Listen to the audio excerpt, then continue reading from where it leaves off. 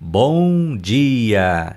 Que a graça e o amor de Deus estejam sobre você neste novo dia que se inicia. O Senhor esteja convosco. Proclamação do Evangelho de Jesus Cristo, segundo Mateus.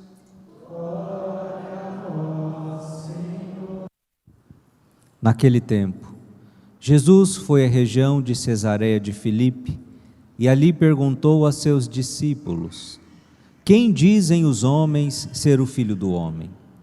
Eles responderam: alguns dizem que é João Batista, outros que é Elias, outros ainda que é Jeremias ou algum dos profetas. Então Jesus lhes perguntou: e vós, quem dizeis que eu sou? Simão Pedro respondeu: tu és o Messias, o Filho do Deus vivo. Respondendo, Jesus lhe disse: feliz és tu, Simão, filho de Jonas, porque não foi o ser humano que te revelou isso, mas o meu Pai que está no céu. Por isso eu te digo: tu és Pedro, e sobre esta pedra construirei a minha igreja, e o poder do inferno nunca poderá vencê-la. Eu te darei as chaves do reino dos céus. Tudo que tu ligares na terra será ligado nos céus. Tudo o que tu desligares na terra será desligado nos céus. Palavra da salvação.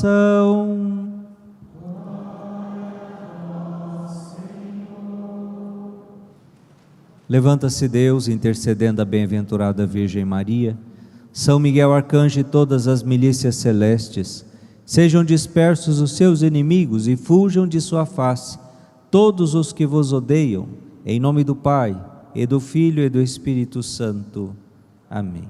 Meus irmãos e minhas irmãs, o Evangelho que a Santa Igreja nos oferece nesta solenidade de São Pedro e São Paulo, o Evangelho de São Mateus, no capítulo 16. Quem sou eu no dizer do povo? Quem sou eu para vós?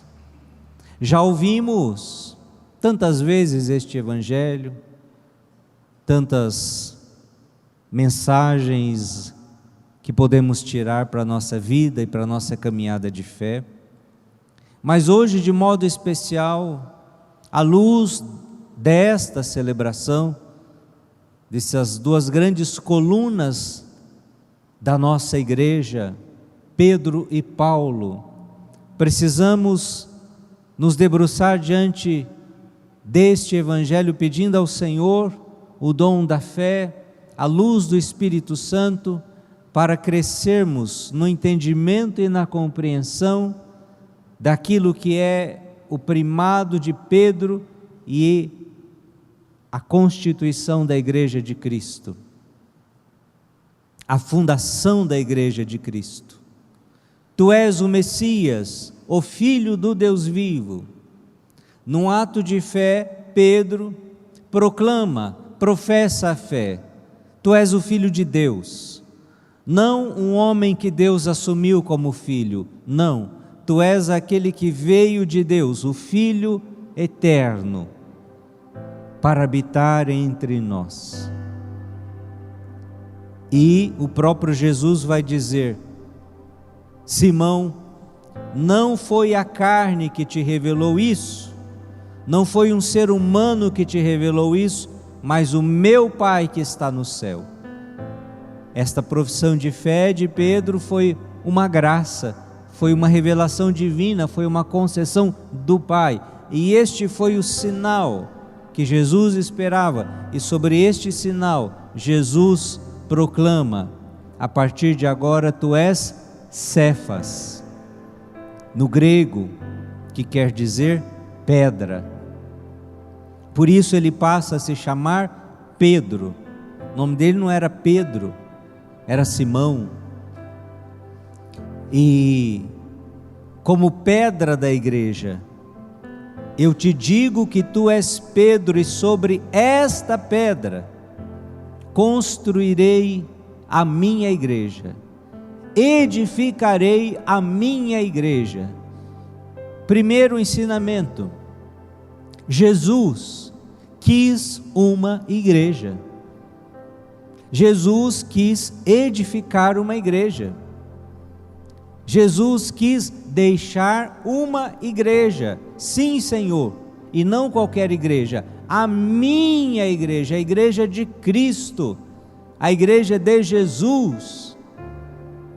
Portanto, cuidado aí com esses discursinhos, com aqueles que dizem aqui e acolá: olha, nós não somos de igreja, nós temos fé em Jesus e pronto, e acabou. Nós não pregamos igreja, nós pregamos somente Jesus, sem igreja.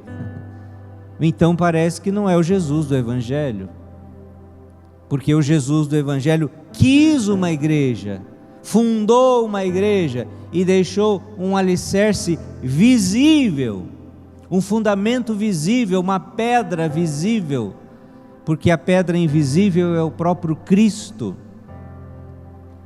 Mas a pedra visível então passa a ser Cefas, Pedro.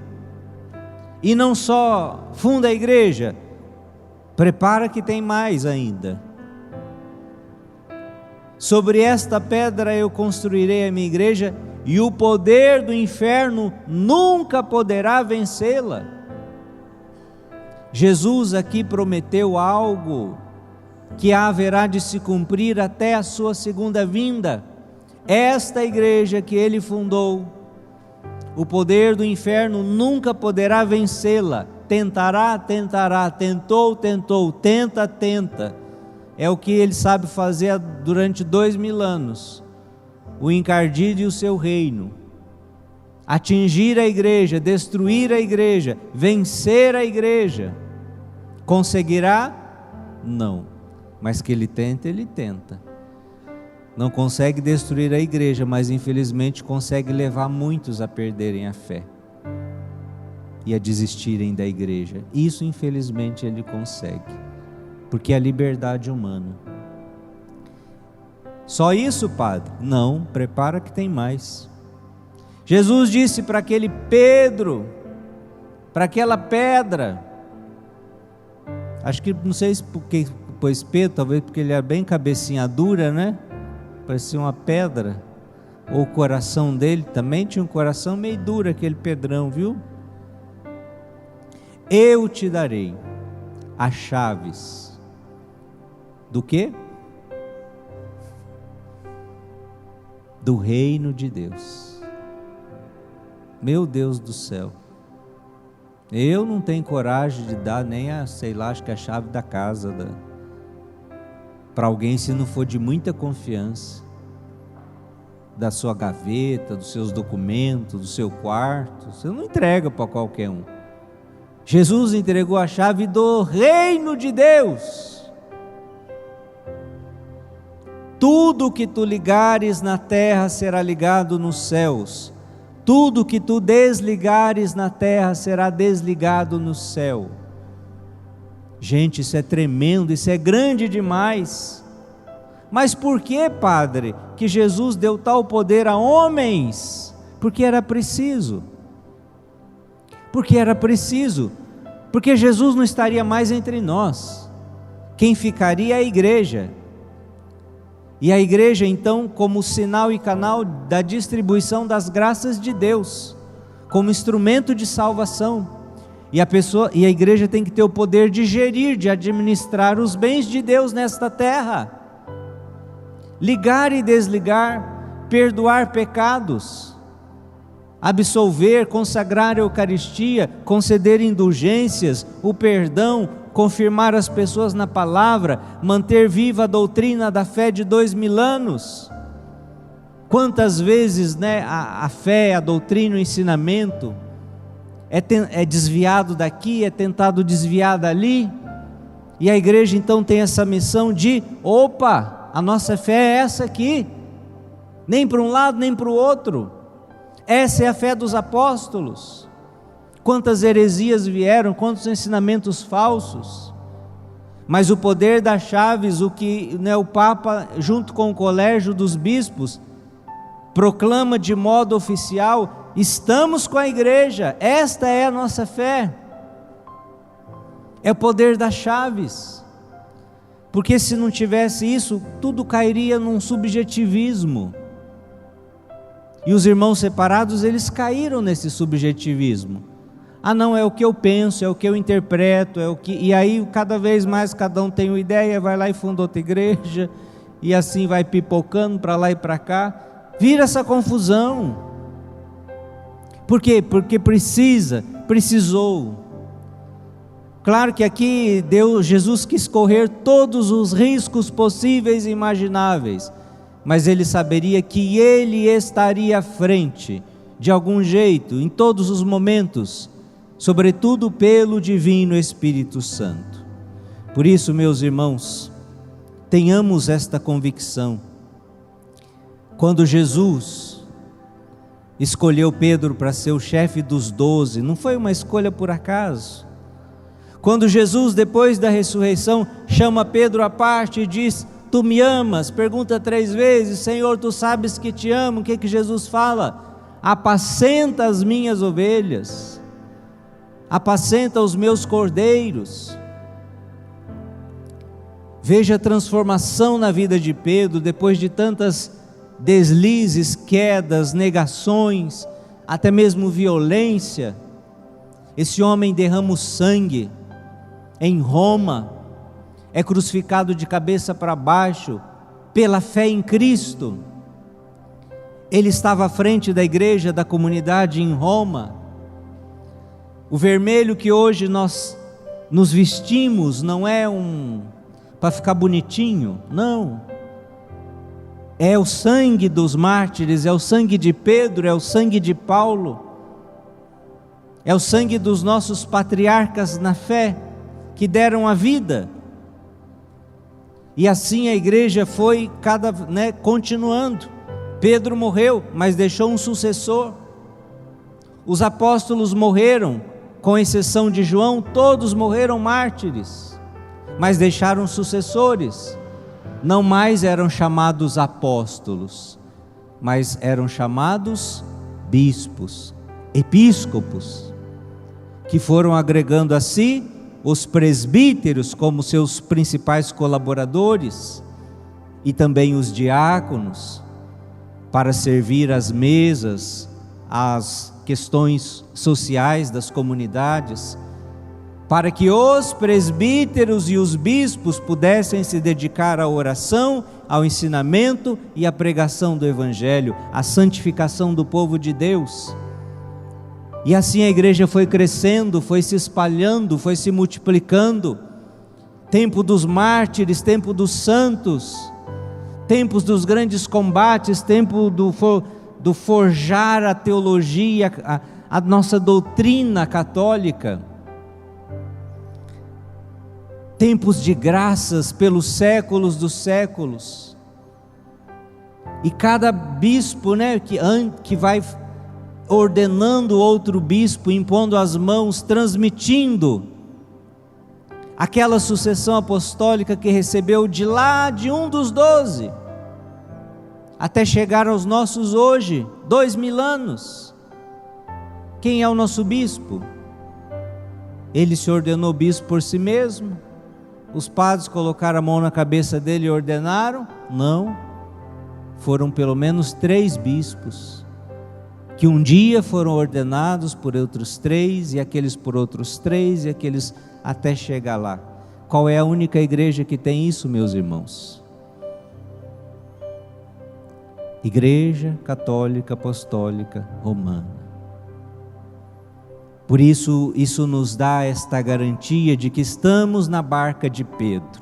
As tempestades vêm, as tribulações vêm, mas Jesus está nesta barca.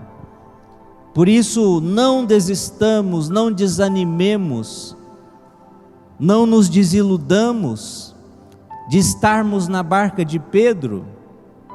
Hoje, em tempos de tantas confusões, até mesmo de,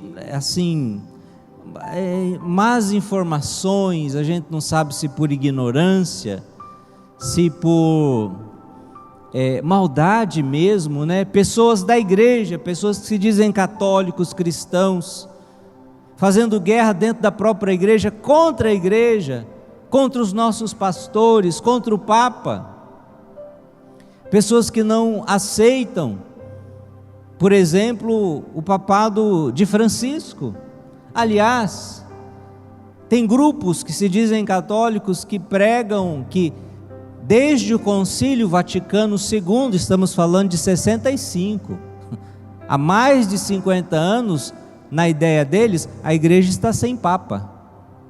Todos esses que vieram depois do concílio são impostores, são falsos papas, porque nada disso valeu, porque eles não aceitam o Concílio Vaticano II. Ora, meu Deus, o que podemos fazer por essas pessoas? Rezar por elas, pela salvação delas, porque elas se excomungaram, se colocaram fora da comunhão da igreja. Isso é terrível, isso é gravíssimo. Por isso, rezar a misericórdia de Deus sobre elas, porque talvez elas não tenham consciência e noção da situação espiritual em que se encontram. Meus irmãos e minhas irmãs, a igreja, enquanto constituída de pessoas, de seres humanos, terá, além dos santos, além dos mártires, terá também homens, mulheres, pecadores, miseráveis, fracos, maus exemplos, contra-testemunhos, mas isso não quer dizer nem provar que esta igreja não é a igreja de Cristo. Se houve entre os 12, existirá na história da igreja e haverá entre nós hoje. Quantas contradições e maus testemunhos entre os 12 apóstolos. Um deles traiu Jesus com um beijo, mas era apóstolo, foi escolhido, instituído por Jesus, comungou na Santa Ceia. A ele também Jesus disse: fazei isto em memória de mim. Portanto, peçamos a Deus a graça de rezar pela igreja, de amar a igreja como nossa mãe. A igreja é mãe e mestra. Na útero da igreja, que é a pia batismal, nós somos gerados como filhos e filhas de Deus, e só a Santa Igreja pode nos dar isso, nos alimentar com o pão do céu, a Santa Eucaristia, a Santa Palavra de Deus e todos os demais sacramentos. Eis a graça de Deus para nós, em meio às tempestades e às tribulações, permaneçamos firmes no Senhor e a igreja que Ele nos deu. Glória ao Pai, ao Filho e ao Espírito Santo, como era no princípio, agora e sempre.